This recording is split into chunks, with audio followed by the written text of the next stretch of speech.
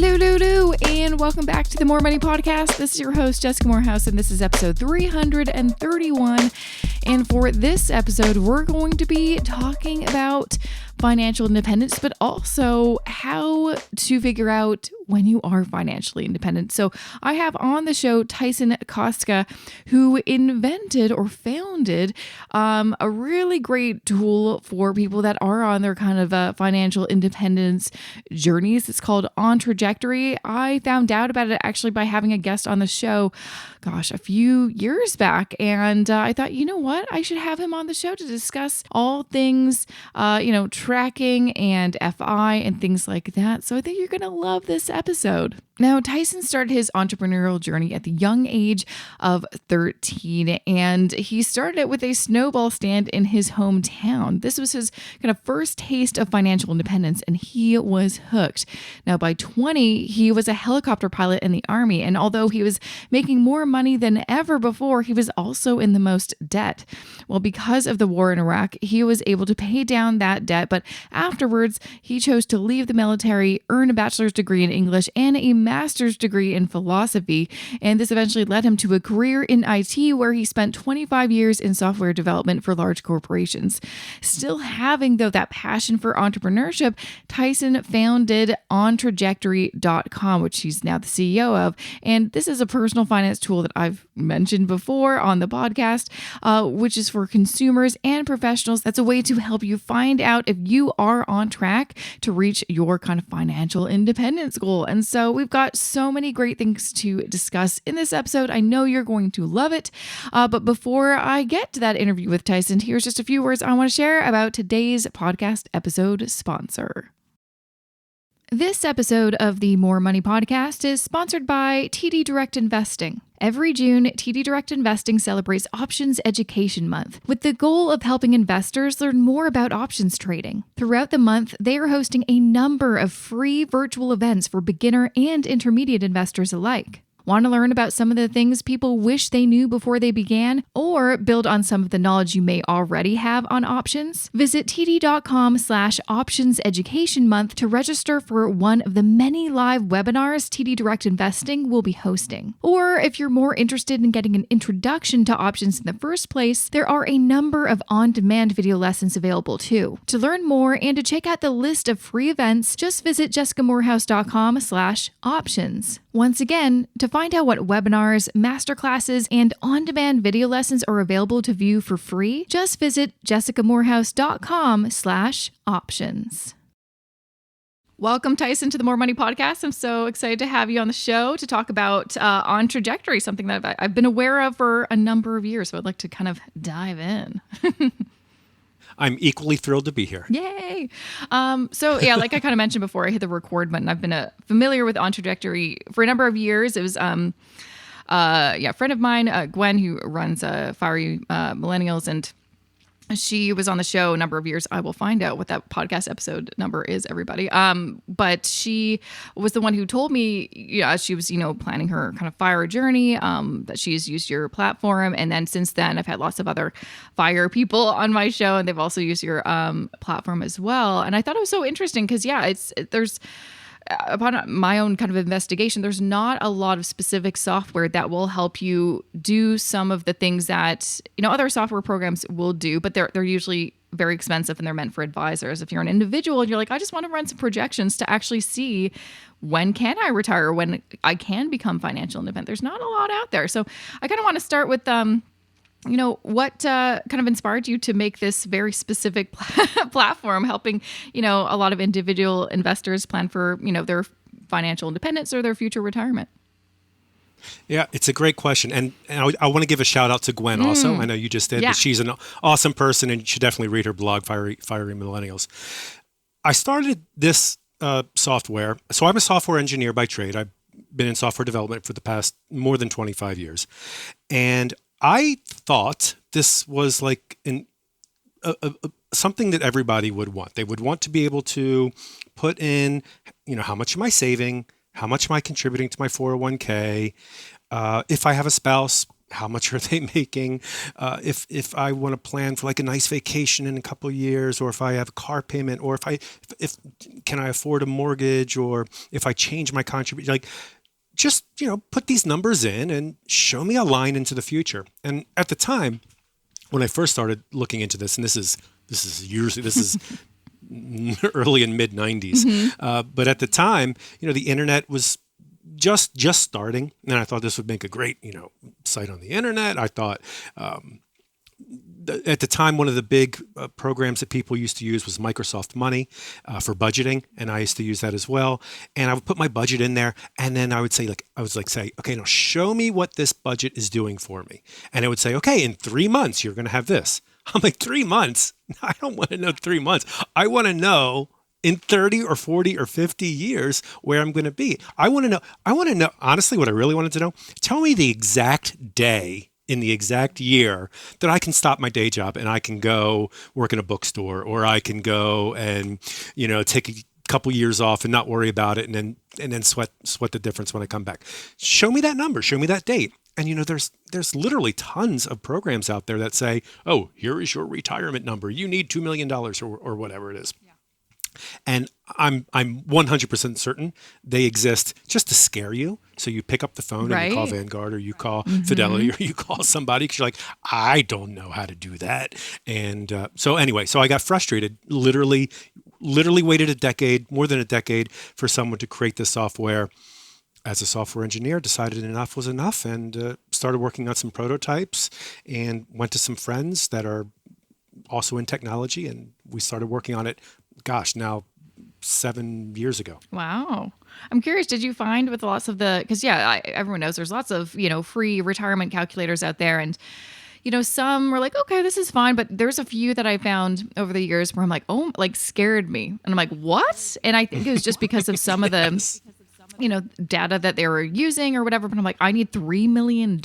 Like how this other calculator said $1 million. And I think that's also the frustrating thing when people are trying to find like their retirement number is you try a bunch of different calculators. They're all giving you very different projections. So it's like, what? And also they don't really necessarily share how they got to that point. So I'm curious, when you were kind of looking at other, software or retirement calculators, did you find that most of them were kind of showing you how to save like too much money, or just like totally inaccurate? What was your kind of sense? Right. So, I feel like everything that you were just saying, and I think the reason is because they don't care. They have no incentive to create accurate software that's flexible enough to reflect a real person's actual financial life. They don't care. They had no incentive, so they're not going to do it. And yes, they're wildly different. And the reason that they're wildly different, by and large, is they ask for a number like, how much do you make right now? And you're like, well, if you're a young couple with good jobs, you could be making some pretty good money. And then they take that money, they make an assumption about inflation, and they say, okay, you're going to need they basically assume that you spend everything you make. And so you're going to need the equivalent of that from here until forever. And not only until you retire, then you need to fund that X number of years of retirement afterwards. So the second you say, oh, I want to retire at 60 or 55 instead of 65, the numbers just go crazy because then you got 5 years or 10 years of not earning. And it's like they don't build into the fact, oh, guess what? I'm going to live more cheaply in 10 years or the opposite. I've got young kids and it's going to be more costly in 10 years. I mean, they don't care. They don't have any way for you to input that kind of information. So they can only take really broad strokes. And depending on the approach they take at that broad stroke, they spit out a number and then hope that you pick up the phone and call them for help. Interesting. So what did you want to implement in your own software to kind of, counter some of the things that you were seeing? What did you want to make sure that you integrated so you could give more kind of accurate projections to people that used it? Sure. I remember the exact moment when I decided to sincerely work on OnTrajectory as like a real thing, not just as a spreadsheet full of macros, which is what I had before. I was living in downtown Baltimore with my wife. I had a young daughter. We had one car. We would push the stroller to the grocery store and put some things in the basket, and we'd come home, and we're both pretty decent cooks, and we enjoy cooking together and having fun that way, and just enjoying that sort of simple one kid life. And my wife came in one day and said, "Honey, I've got great news. We're going to have another baby." And I'm like, "Oh, that is wonderful. We are definitely going to need a bigger house. If we need a bigger house, I probably want to move out to the burbs. If we move out to the burbs, we're going to need a second car. Oh, that means I need another 529 plan. Can I still afford the contributions to my retirement plan if I get another five?" My head just blew apart. I was like, because I had everything sorted. I had a plan. I had a spreadsheet, and I had something, and I needed to make all these adjustments from this single life event. So the question was, what were the key components that inspired this? And it's really about these key life events that occur. So you've got here in the US, I know we call them, we have different acronyms and nomenclature. So I'll just try to use basic terms. But we've got things like savings plans for your children's college. I'm not sure if you have that in Canada. We've got an RESP. Oh, there we go. I'm going to give you a rundown of all of the different accounts we have after this. Absolutely. And please, I hope you mentioned before we started recording my commitment to you. Yes, he's going to make this more accessible for Canadians. Very exciting. I absolutely am. So you want to contribute to your kids' college. You want to contribute to your own retirement plan. You might be early in your career. You might have student debt you're paying down. You want to know whether you can afford to buy a new car in the next 2 years or not. You want to know, or not necessarily can you afford it, but what's it going to do to my long-term plan? Renting versus buying a home. I mean, obviously that's a big thing. It was a big thing back then. Still it's a bigger thing now. Yeah. And it's complicated, right? Yeah. And because, interest compounds, mortgage rate, mortgages are amortized, so they don't, it's hard to do this all in a spreadsheet or all in your head or all on a piece of paper. So those are the big things: saving for the college, paying down student debt, maybe paying off some credit cards, maybe buying a home, maybe contributing to my retirement plan. Those were the pieces. And I was like, if I had a tool that I could just plug in those, which sounds pretty easy, but it's fairly complicated because you've got your income stream, you've got your spouse's income stream, you've got this or that, and that's what I thought it was going to be. I thought I was going to write this software. People were going to go, "Oh, this is great." And everyone's going to, 'cause I never wanted to sell people's data. I never wanted to put advertisements. I just wanted a tool, put a very low subscription fee on it for people that, free version, paid for, blah, blah, blah, blah, all that regular stuff. And people would use it and they would figure out their financial future. And if they decided they wanted to get a professional to look at it, or things got really, really complicated, then they would sort of move on to something else. That's what I thought. That's not what happened, but that was the original plan. That's interesting. So what happened? Things kind of went, in a bit of a, I love that you're like, this is what I want to do. And what kind of, I guess, happened? You've mentioned that it's been 7 years since you initially kind of built. How has it evolved over time? Well, what happened was I overestimated and I underestimated at the same time. So I overestimated the desire of regular people with fairly normal financial situations. I overestimated that there would be a big desire in the masses for a tool like OnTrajectory. I underestimated how insane some people can be about tracking their finances. Oh yeah, people can be really into it. So what happened over the past 7 years, we did a year of coding. We did a year of beta. We did a year of free, live but free. We did a year of subscription. We did a year of, anyway. So we did these chunks by year. But every year, I was like, well, what's the new feature that I'm going to put into the tool that's going to make this thing explode? That's going to say that all of a sudden now the regular people are going to be like, okay, now OnTrajectory is at a point where I'm eager to put my data in. I want to see 50-year financial plan in front of me. For me, a little bit more about me. Sorry, I was a philosophy major in college, and yes, I was a software engineer for 25 years, but so much of this money stuff is about reaching peace of mind. It's about getting money out of my head so that I can be more present in my life. I can be more in tune with the things in my life. I can spend my money on the things that I value and forget about the things I don't value. There's a real philosophical undercurrent to all of this for me. But I think that is true of a lot of other people. They just may not realize it, how much money is stressing them out, or how much having this notion of, can I afford this? Can I afford this? Can I afford this?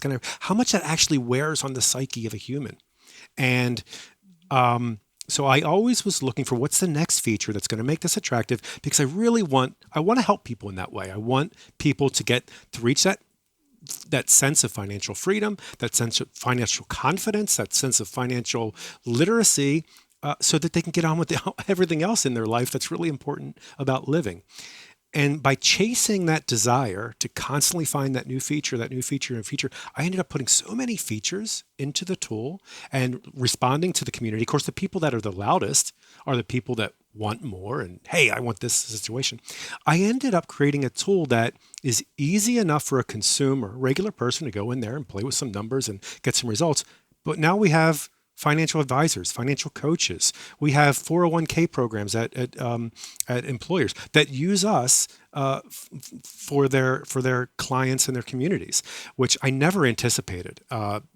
So it's exciting. It's really neat that now I'm making a tool that's competing with like major tools in the financial planning space. That was the part I underestimated. I underestimated the hunger for more complex features and functions in a tool. I'm curious with because there is other software out there. Why do you feel like, especially with some of the more institutional clients that you have, what kind of was it? Were they attracted to with your software compared to others? Like, what's different? I guess.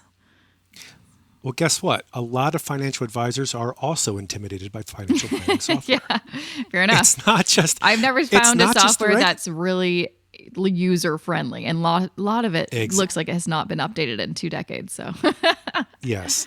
So whether you're a regular, I will estimate, and this is just a finger in the air, but I will estimate that at least 50% of the professional financial planners that I've talked to either don't use any software at all, or use it just because it's a job requirement where they work, and they really don't understand or care that much about it. I would say at least half of the planners that I use are in that vein. Now, it might be because they're non-fiduciaries, they're pushing a certain product. I mean, there could be a lot of reasons for that. But even fiduciary, people that have fiduciary responsibility, fee-only advisors, think the software is too complicated. It doesn't add value, and I think that some advisors want to use software that they can put onto a screen in front of a consumer and say, hey, this is what I made you, and have it in a way that it actually makes sense to them. They can show value to the consumer in the software, or the consumer can say, well, you know what if we decide in 5 years to do this? And the advisor can say, click, click, click. There you go. There's the result. And they can see right in front of them. So a lot of the advisors that use us, they actually use it as not only a planning tool, but as a relationship tool, as a collaboration tool. In some cases, they even use it as a selling tool to get clients to come on board, because they can show how easy it is to illustrate their financial plan. So, talking about more of like the consumer, like someone like me, I mentioned I signed up for the program because I wanted to fiddle around with it and really kind of get a feel for it. I just started kind of using it. Like, I had the free trial, but I didn't have time to really look into it. So I'm like, okay, I'm going to get the program and really, take some time to play with it. So what are some key things, like if you just enter the program, how do you use it? What are some key functionalities that you'll want to try out? And I'm curious, since you've this program's been around for a while now, have you seen your customer base kind of expand? Like, I know it's probably, a good portion of the consumers are like, people that are really wanting to retire early, like the fire community. Is it a lot of different people now? And they just kind of just want to, like, one thing that kind of really resonated with me when you were talking is so much of like what I do is talking about like, do this. But so many people aren't tracking their progress because there's no easy way to track their progress. I mean, I track my net worth in a spreadsheet every month, which has been helpful. But yeah, when it comes time to like take a good look at what happened throughout the past year, or to then use your current information to make projections for the future, it's really difficult to do. So I'm curious, like, if someone wanted to kind of jump in, where would they start? I'm glad you mentioned about progress, because that is part of our quote unquote secret sauce, because we do have that. But not only am I happy that you mentioned it because we have it, but it is at the heart of getting confidence in your financial future. If I put a bunch of assumptions in and I say, okay, this is the growth that I'm going to get, and this is the contributions that I'm going to make, and this is, the bad habits I'm going to stop, or whatever, and you don't do any of them, then you're going to be in a different place. And so let's say you use a tool that doesn't track your progress, which most of them don't. You go in 6 months and you put your numbers in, you're like, I can't remember. What did it tell me 6 months ago? Like, how do I know that I achieved? So I always tell people, and I am going to get to your question about how do you get started. No, this is But I always tell people, getting started with OnTrajectory, it doesn't have any value. And that's not what's worth paying for having a subscription. If you want to go in and see where you are and see where you're going to be in 50 years, go in, use our free trial, play around with it for a couple of weeks, get your answer. Don't pay for it, because that's not where the value is in the product. The value is when I can see, I achieved, X percent of growth in this year, and then this account underperformed, but I ended up over contributing over I thought this, or this cost me less than I thought. So now in year 2, I can say, okay, so going forward, I know I can do this at least for 2 more years, and then everything in OnTrajectory is based on ranges. So you don't have, your income stream is not a steady income stream. I've got, 5 years of growth because I'm early in my, 5 years of outpacing inflation because I'm early in my career. I'm getting a lot of raises. Then I'm going to hit a kind of glass ceiling. Then I want to take a year off. My wife and I want to travel for a year. Then I want to go back to work. Then I want to, right? So everything is then. So that's one thing. So you're not going to know if any of those 50-year assumptions are true unless you can see what brought you here, what's happened in your past. But the beauty of it is, once you do and you see that and it's on the screen in front of you, you're like, oh my gosh, I now have so much confidence in where I'm going and what I'm doing that I can do big, maybe stupid things. When I was working, for most of the time I was working on OnTrajectory, I had a day job as a software engineer. But then back in 2018, I came home. I said, honey, I've been running all our numbers and OnTrajectory, and guess what? I'm going to take off a year. And she's like, what? I'm like, yeah, let me show you. And so I put it up in the tool. I showed her all the math. I showed her the projections. She's like, oh, yeah, okay, do it. She was completely with me. Now, I know if I didn't have this tool and I came to my wife and said, hey, I'm going to quit my 6-figure income and I'm gonna just take off a year and screw around and see if I can make my side gig work. And if it doesn't, I'll go back and get a job. I have a lot of friends in the industry. I'm sure she would have told me there's no way. Especially I have 2 young girls, and so it's that. But I literally had 10. So I took all my data from all my old spreadsheets. Of course, I put it into the tool, and I was like, look, I got 10 years of data here. You can see what we did every year, and that's an amazing gift, I think, is having that clarity, having that vision of the future. That's what I want. That it's not valuable when you sign up. It's valuable after you've been using it for a little while. Yeah, I mean. All right, so the sign up. Do you still want me to? Yeah. No, I'm still interested. But yeah, just to comment on that. Yeah, one thing that I always kind of share is, for me, I've always been pretty good at not tracking, but I've always been since I got into personal finance a decade ago. budgeting and being really smart with my money. It really wasn't until 5 years ago that I actually started tracking things. And I just do, tracking my spending, my net worth in a spreadsheet. But just even that simple act of doing that has seriously changed my life, just because I never had any data before to show like how far I came or how, what happened with my money. I have no information and no proof. And so just even doing that simple thing has, helped build my confidence when it came to investing and saving and stuff like that. So and that's very just simple. I'm just putting like the actual numbers of my account and spending. So to have, even more kind of specific data to kind of go with that, I think can be, super, super helpful. And again, that's like the missing element whenever I talk to people, like no one is tracking their data. So how do you know, how can you look back? How can you look forward without that information?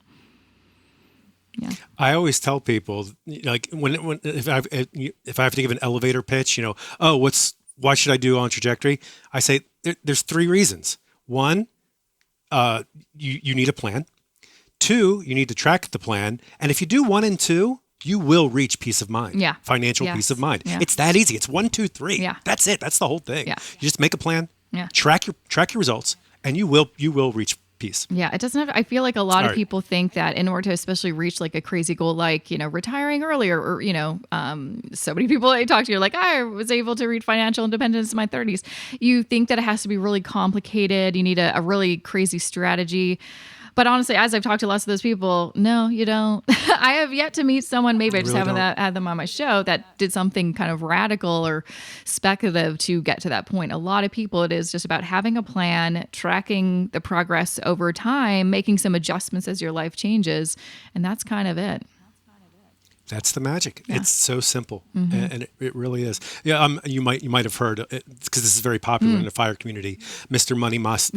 Money Mustache's article, the ridiculously easy math of financial independence, or whatever. It's called something like that. And what's really important, though, I think everyone needs to keep in mind, financial independence does not mean never working again and sailing around in a yacht for the rest of your life. That's not what financial independence No, most of the people I know in the FIRE community just quit their jobs so they can do something that they love, which for me, I'm like, cool, exactly. I did that before. Like, I just quit my job and then, started doing the thing that I liked and stuff like that. But a lot of people like that kind of safety net of knowing that they don't need to earn money, but that's kind of when they feel comfortable to then pursue maybe their long lost passion or something like that. But yeah, I think it's so important that I have yet to honestly meet anyone from the FIRE community who is actually retired in the traditional sense, like going on a beach. Because honestly, like I think we all kind of recognize this. Going on a beach vacation is fun for 2 weeks. You don't want to do it for like decades. That sounds so boring. I cannot imagine. That's boring. You want to do something. You want to have something to do every day, right? So, and also I guess the other important thing too is everyone, depending on what they're, what they think financial independence, like they'll all have a different number. I think a lot of people, and this is what I see common in like articles and lots of those calculators, they get very like, oh, you need this amount of money or you need to withdraw, the 4% rule. But I'm like, these are so strict rules and they may not actually work for you. Maybe withdrawing less or withdrawing more is what you need. But I see too many people like, on Instagram, like, oh, you want to reach financial independence? All you have to do is take your salary and times it by 25 and then you just withdraw 4% and you're good. And I'm like, so everyone, that's going to apply to everyone in the world. Like, come on, we need to, that's why it's important to take those and with a grain of salt and then do your own personal calculations. Exactly. Well, and the other thing about these calculators is, they say, what are your monthly expenses? Well, if I've got a mortgage right now and my mortgage and my expenses are X, and then they're just going to assume those are my expenses for the whole rest of my life. Dude, come on, I'm mortgaged. Yeah, hopefully I will have that paid off eventually, Yeah, and then when I do, I'm also going to have a big asset at the end of that as well. And they don't take any of those things into consideration, and those are easy things to deal with. Absolutely. Okay, so going back to my initial question, if someone wanted to get started, because even me when I was like logging in, like for any kind of new software, you're like, okay, this is intimidating. There's a lot of buttons and a lot of things. What's the first kind of thing you want to do, or where do you start as kind of a new user? So we try to keep the barrier of entry incredibly low, and what we do is we ask you 4 questions. I think we're going to be changing it soon. We're going to ask you 5 questions, but the fifth question is going to be very easy to answer. The first question is, what year were you born? Everybody knows what year they were born. Easy question. 2, how much do you make per year before taxes? Top of mind number, easy. Everyone can spit that out. 3, about how much have you saved in your life? Do you have, now this can be harder, like, do I need to go and look up my last brokerage statement and I gotta go to this, and do I count equity in my home in that number? So we try to keep it easy, but we just want to round, it's a very round number, like I've got a couple grand. That number. That's probably the hardest number. Now, the fourth number that's necessary is about how much you spend, but people don't know how much they spend. They don't want to know how much they spend.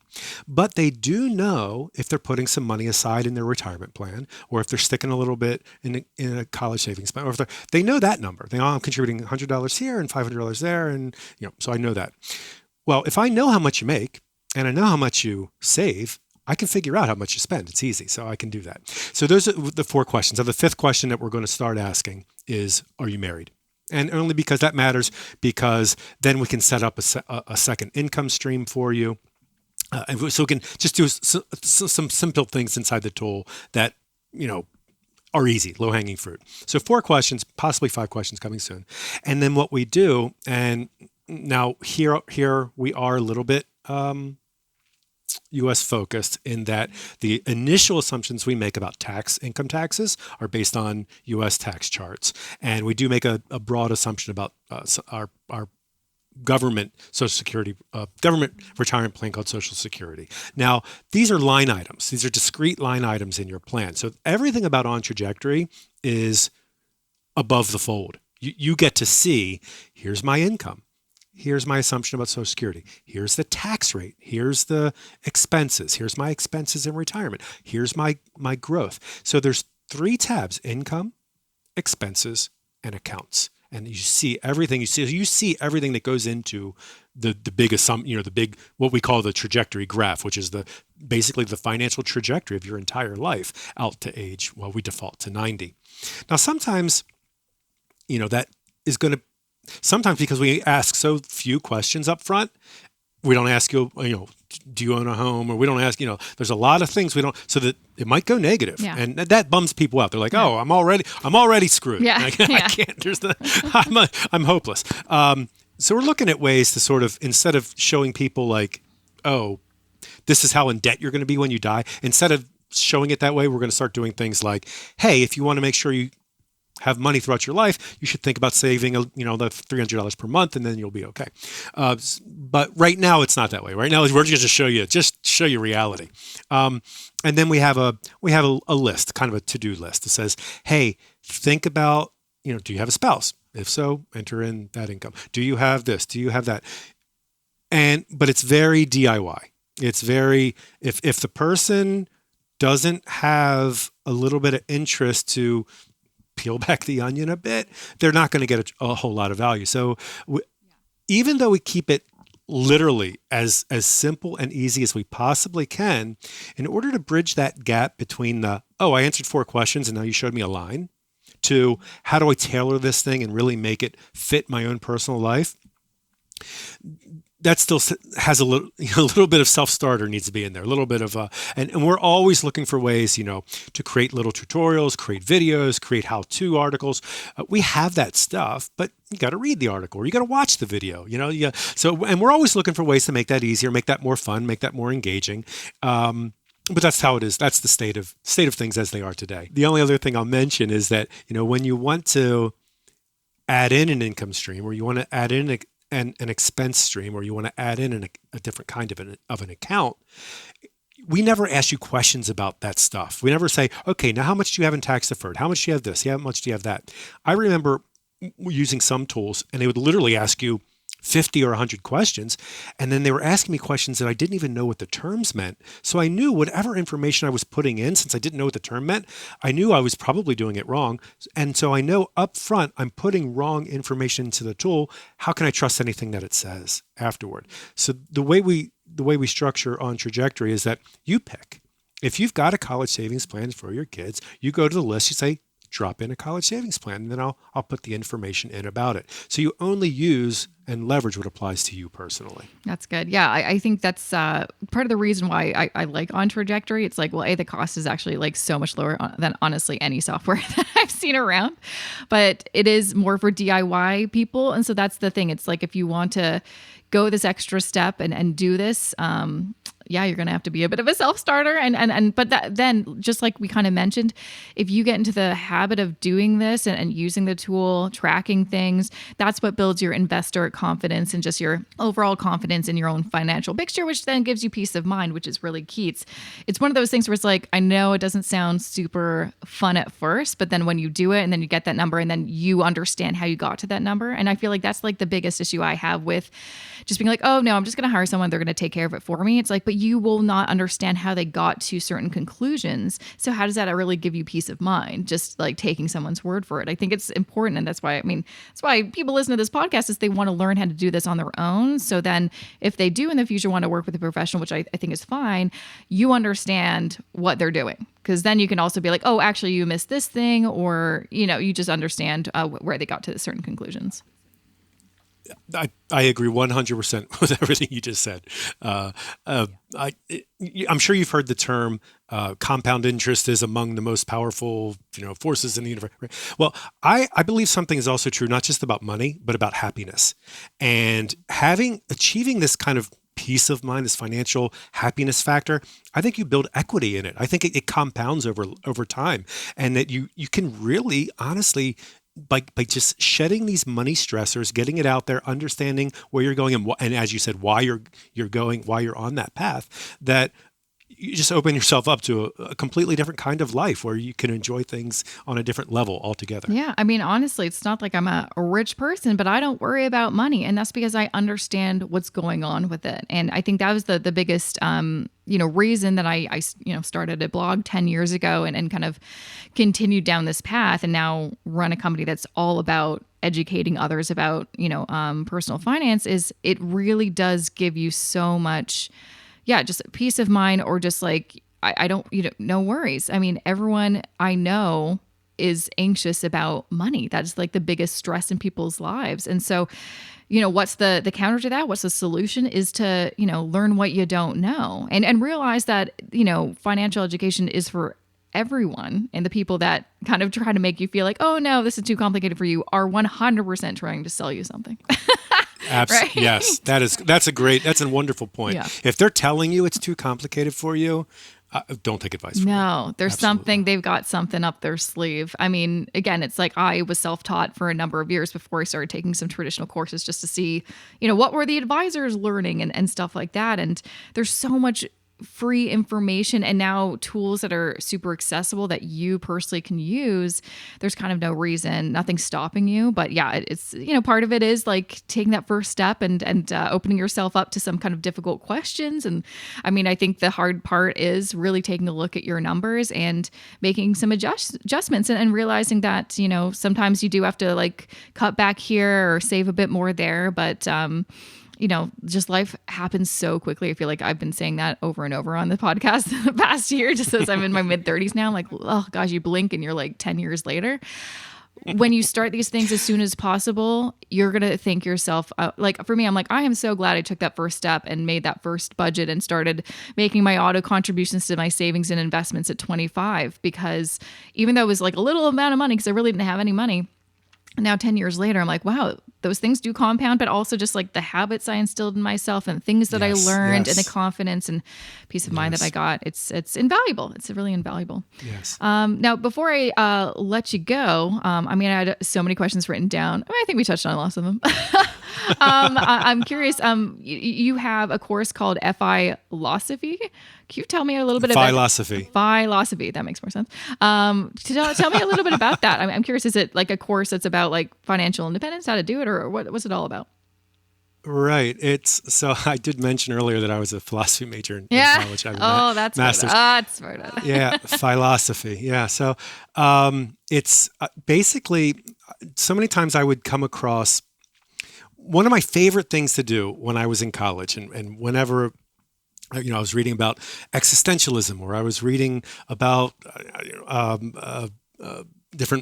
modern schools of thought, of course, now I can't remember the specific schools of thought, empiricism or rationalism, right? These big guys.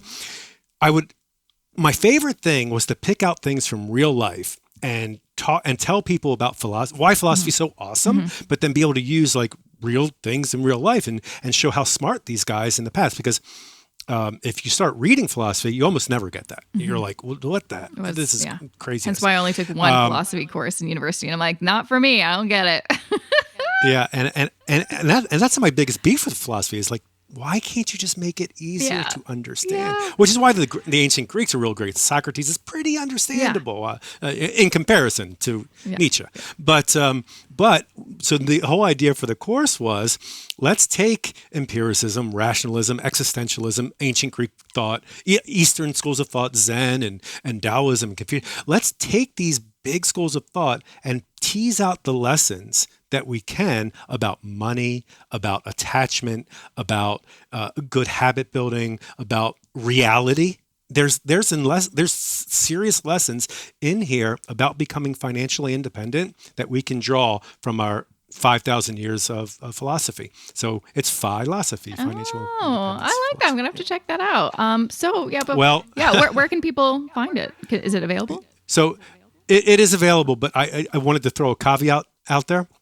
Because we've recently just completely overhauled our user interface, and the course is built on the old user interface. And so while I would love people to purchase the course, it's not expensive, $49, but I would recommend for the moment holding off until we update all the videos in the course. Do you know when it's going to be updated?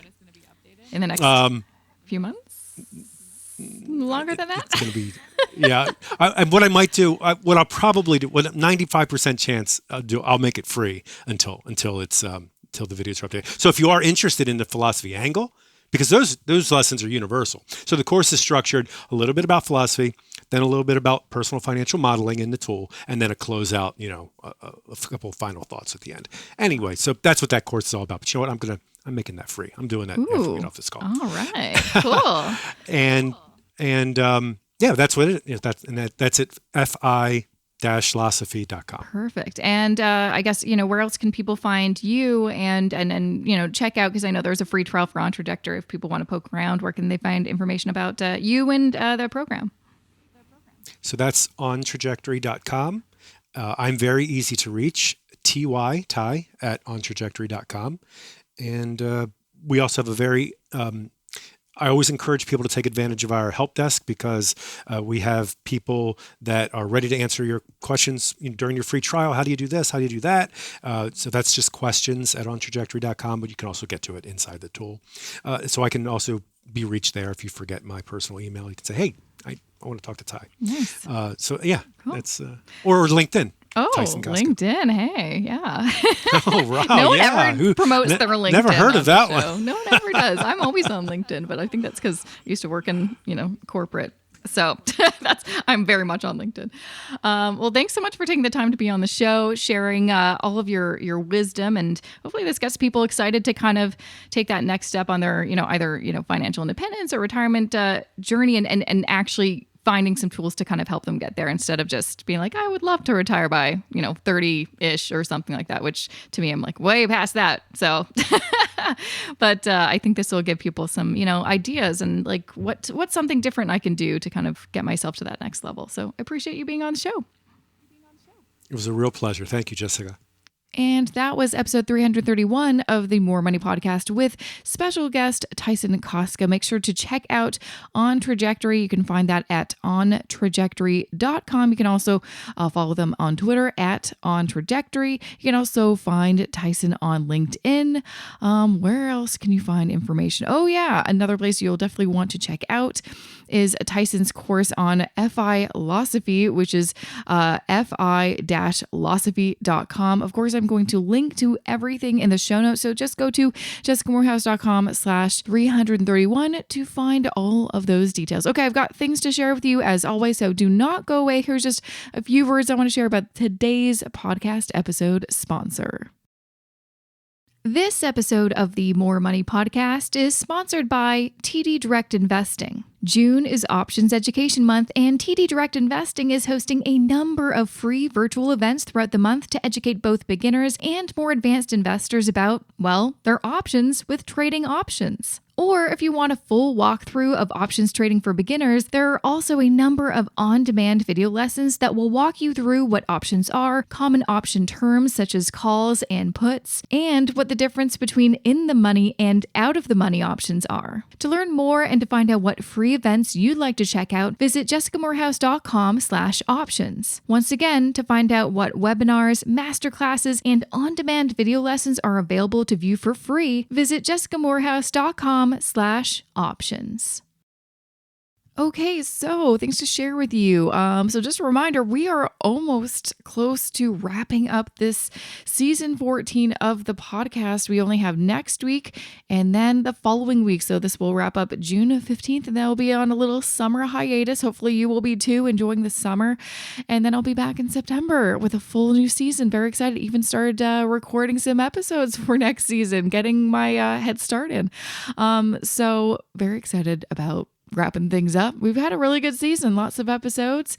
But to remind you, because a lot of the guests on the show have been authors and have new books out, I'm giving away a ton of books, and there's still a few weeks to enter. I'm probably going to wrap up the contest and pick a winner the end of June, or once June wraps up. So you've got some time still. If you haven't entered, just go to jessicamorehouse.com/contests and you will be able to find all of the books giving away. I think there's like 12 or 14 or something crazy, like probably the most books I've ever given away in one go. It just seems like everyone I've had on my show has had a book, so I'm gonna give them away. So make sure to check it out. Also, if you always check out the episode show notes for my show, or just go to the podcast page on my website, well, you will notice a thing or two. There has been some big changes of late. Some really big changes. I've been teasing this, or kind of sharing a little bits and pieces throughout the season, but I've been working really hard, honestly, since November, on getting a new website done. And I'm so excited it is finally done. There are some tweaks, as always. Once you launch something, you're like, oh wait, this isn't working, or da da da. So honestly, too, if you are like going around the website and you see anything, please let me know so I can fix it. Because sometimes I'm just in my little tunnel vision and I'm just used to it. So if you see anything, just let me know. But hopefully you like it. I'm pretty excited about it, with the new colors and new headshots that I got recently, and new podcast page, everything. So hopefully you like it. You can find it at jessicamorehouse.com.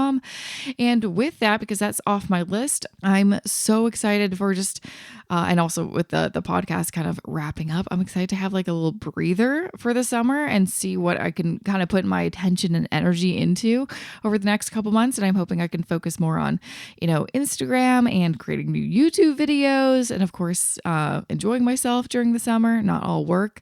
And hopefully, fingers crossed, because I know I talked about this time last year. I have to take another exam, as I am, I'm on the slow path to become a CFP. And I've got another, exam that I tried last summer. Didn't work out. Gonna have to take it again, and need to take some time to study. So that's what we're going to do this summer. And we're going to put some good vibes out there. So I'll pass this time, because this is the first time I've actually had to retake a financial exam. So I guess that's not terrible, stats, but that's what I'm going to be spending some time on this summer, studying. How fun. With that said, though, if you also want to study this summer, not really study, but if you want to take this summer and take advantage of maybe the more free time that you have, maybe watch a little less TV and do something for you, highly recommend you check out my very much updated Wealth Building Blueprint for Canadians course. So if you're a longtime listener, you know that I launched this in February 2021.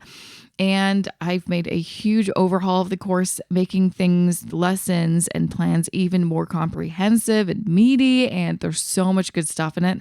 And it is a course specifically about passive investing or index investing for Canadians. So if you're Canadian and you want to, I talk a lot about on the show, passive investing, how to do that. And it is very different than in the States. This is why I built the course. So I can show you not just the how to, but also the background, the why, and just also provide you tools so you can actually do it yourself. And then you'll realize how simple it is once you understand kind of all the moving parts and puzzle pieces and how they all kind of fit together. So if you want to learn more about that and how to apply, just go to jessicamorehouse.com/course. That is the new landing page. Again, if you go to the old one, jessicamorehouse.com/WBB, it'll take you there, but there's a brand new landing page for my course. So take a look. Hope you like it and apply. So that would be my 2 cents for you. I think that is it for me at the minute. So thank you so much for listening. A big shout out to my wonderful podcast editor, Matt Rideout. And I will see you back here next Wednesday with a fresh new episode of the More Money Podcast.